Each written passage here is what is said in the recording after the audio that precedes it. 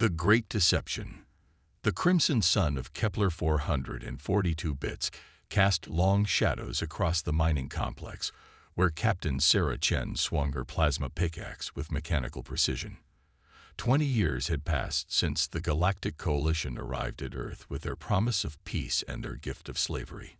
20 years since humanity learned they were not alone in the universe, and 20 years since they discovered that being alone might have been better. Sarah's calloused hands gripped the tool that had replaced her military-grade pulse rifle. Once, she had commanded a battalion of Earth's finest soldiers. Now she was mining Unit 7743, extracting precious Nexium crystals from the planet's core for her alien masters.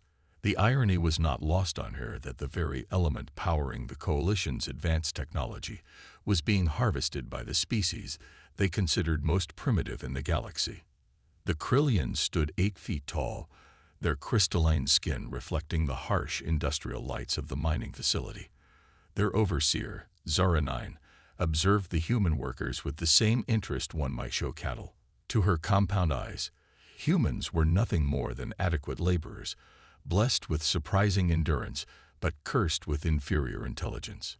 It was a miscalculation that would prove fatal to the Coalition. Dr. James Wright pressed his eye to the microscope in the research facility, 3 levels below Sarah's mining operation. Officially, he was Research Assistant 4429, tasked with cataloging alien biological samples. Unofficially, he was humanity's last hope. The aliens had made one crucial error when they assigned him to their research division. They assumed that human curiosity could be controlled, channeled, and limited. They were wrong. James had spent 15 years secretly studying not alien biology, but human neural patterns under alien suppression technology. What he discovered challenged everything the Coalition believed about consciousness, intelligence, and evolution. The neural inhibitors implanted in every human were designed to suppress creativity and independent thought. Instead, they had triggered something unprecedented in human brain development. The underground laboratory hidden beneath the research facility hummed with salvaged equipment. Sarah descended through maintenance shafts that the aliens had forgotten existed, meeting with a resistance cell that officially didn't exist. Commander Elena Vasquez, former head of Earth's Defense Force, now coordinated a network of rebels across 12 planets. Her scarred face told the story of humanity's initial defeat, but her eyes burned with the fire of their coming victory. James showed them brain scans that defied conventional understanding. Where the alien neural inhibitors should have created submission, they had instead created adaptation. Human consciousness had evolved in response to suppression, developing new neural pathways that were invisible to alien scanning technology. The Coalition's greatest tool of control had become humanity's greatest weapon. The Nexium crystals that humans mined were more than power sources. They were the foundation of every piece of Coalition technology, from their faster-than-light communication to their planetary defense systems. Without Nexium, the vast galactic empire would crumble into isolated worlds, each species left to fend for themselves, and humans controlled the mining operations on 17 different worlds. Zara-9 received her daily reports with the confidence of absolute authority. Human productivity remained steady, rebellion incidents were minimal, and the inferior species showed no signs of coordinated resistance. Her species had conquered 47 different worlds, and humans had proven to be among the most manageable. They lacked the psychic abilities of the Mentari, the technological advancement of the Zeridians, or the physical strength of the Gorak.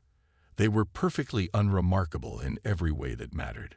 She was unaware that beneath her feet, Sarah Chen was studying detailed schematics of the facility's power distribution system. Every Nexium crystal passed through a central processing core before being shipped to Coalition worlds. A single disruption in that system would create a cascade failure throughout the entire facility. More importantly, the Resistance had identical plans for facilities on 16 other worlds. The breakthrough came when James discovered that human neural adaptation wasn't random. It was following a pattern, a form of collective evolution that connected human consciousness across vast distances. The neural inhibitors meant to isolate and control were actually creating a form of quantum entanglement between human minds. Without realizing it, the coalition had given humanity something they never possessed before: a truly unified consciousness. Captain Martinez, former pilot of Earth's fastest interceptor, now maintained alien transport ships with the skill of a master engineer. But the aliens didn't realize he was memorizing every system, every vulnerability, every potential weakness in their technology. When the time came, humanity would turn the coalition's own tools against them with devastating efficiency. The resistance tested their theory on a small scale. Workers on mining station Omega-7 simultaneously disrupted their neural inhibitors for exactly 37 seconds. In that brief window, every human on the station shared the same thought, the same plan, the same unshakable determination. The aliens detected nothing abnormal, but humanity had proven something profound. They were ready. Dr. Wright's final discovery was the most shocking of all. The coalition species were not naturally superior to humans. Their advanced technology, their seemingly effortless dominance, their galactic empire, all of it was built on a foundation of Nexium-powered enhancement. Without their technological crutches, most coalition species were actually inferior to baseline humans in intelligence, adaptability, and problem-solving ability. The neural inhibitors in every human began to fail on the same day across 17 different worlds. Not through malfunction, but through evolution. Human consciousness had adapted beyond the technology's ability to suppress it. For the first time in 20 years, every enslaved human could think clearly, plan freely, and act with purpose. Zera 9 noticed the change too late. Human productivity didn't decrease, but their behavior patterns shifted in ways her analysis couldn't explain. They moved with new purpose, communicated with subtle efficiency, and looked at their alien overseers with something that hadn't been there before: confidence. Sarah Chen stood in the mining complex as the shift change siren wailed, but instead of reporting to her quarters, she smiled. Around her, 400 humans stopped what they were doing and turned toward the central processing core. In synchronized movement that defied explanation, they began walking toward humanity's destiny. The revolution had begun, and the galaxy would never be the same. The Awakening Revolution. The coordinated uprising began at 1437 Galactic Standard Time across 17 worlds simultaneously. On Mining Complex Theta Prime, Sarah Chen led her fellow workers in a perfectly orchestrated assault on the Nexium processing facility. They moved with the precision of a military unit and the determination of a species that had endured 20 years of slavery. The aliens never saw it coming.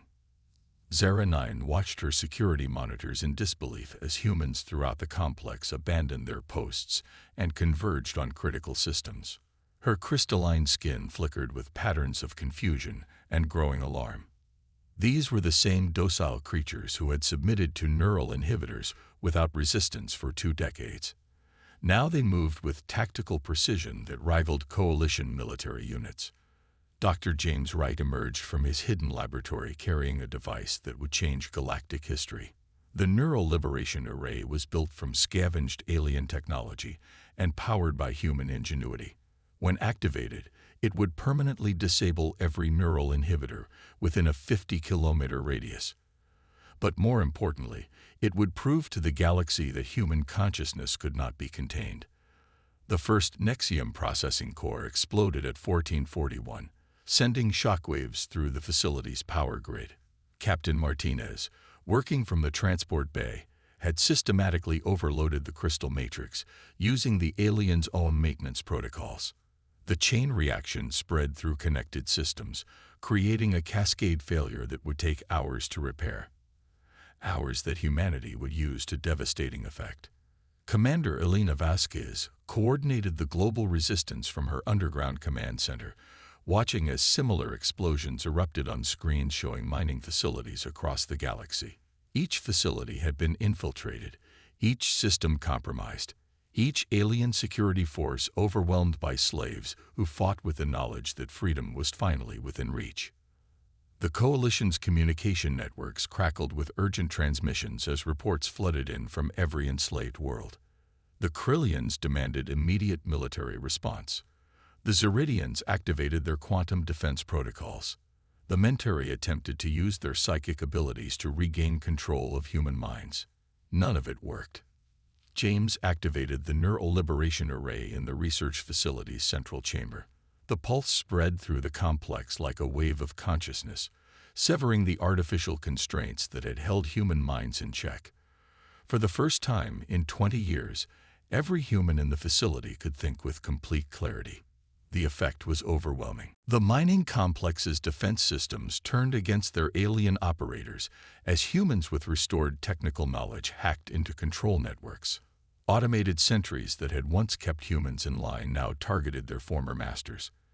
Containment fields designed to imprison workers now trapped alien overseers. The facility's own technology had become humanity's weapon. Zera 9 retreated to her command center as her security forces fell back before the human advance.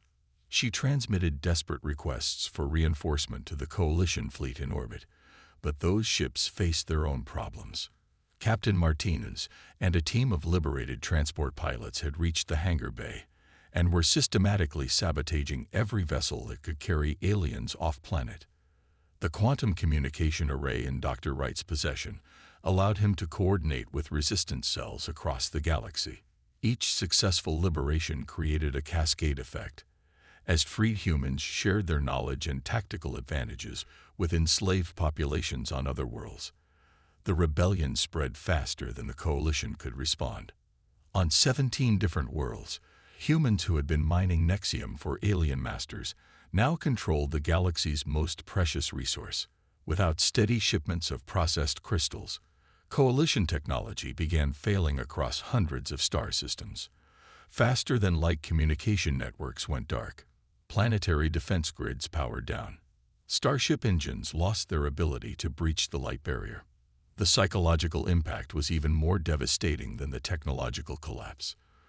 For millennia, Coalition species had considered themselves inherently superior to primitive worlds like Earth.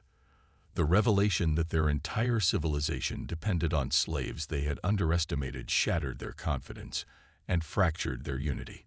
Commander Vasquez received reports that Zeridian worlds were surrendering without resistance as their technology failed. The Gorak, renowned for their warrior culture, found themselves helpless without their Nexium-powered weapons and armor. The Mentari discovered that their psychic abilities were artificially enhanced by crystalline implants that no longer functioned. Sarah Chen stood in Zera 9's command center, having taken the facility with minimal casualties. The Krillian overseer knelt before her former slave, her crystalline skin now dim and lifeless without the Nexium power sources that had enhanced her species for generations. The tables had turned completely.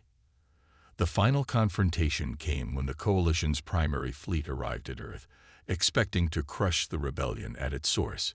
Instead, they found a planet defended by liberated humans, flying captured alien ships, and wielding technology they now understood better than its creators. Captain Martins led a squadron of converted transport vessels against warships that couldn't maintain shields without steady Nexium supplies. Dr. Wright broadcast a message across all Coalition communication channels, explaining the truth about human evolution under suppression. Every species in the galaxy learned that humanity's apparent weakness had been their greatest strength. They had adapted, evolved, and transcended their limitations, while their captors remained dependent on artificial enhancement. The war lasted 6 months, but the outcome was never in doubt. Each Coalition species that surrendered was treated with the same dignity that humans had been denied. There were no revenge killings, no mass executions, no role reversals that would perpetuate the cycle of oppression.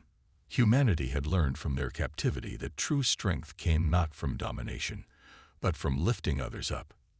Zera 9 found herself in the unprecedented position of serving as an ambassador between her people and their former slaves. The humans had offered something the Coalition had never experienced: mercy coupled with wisdom.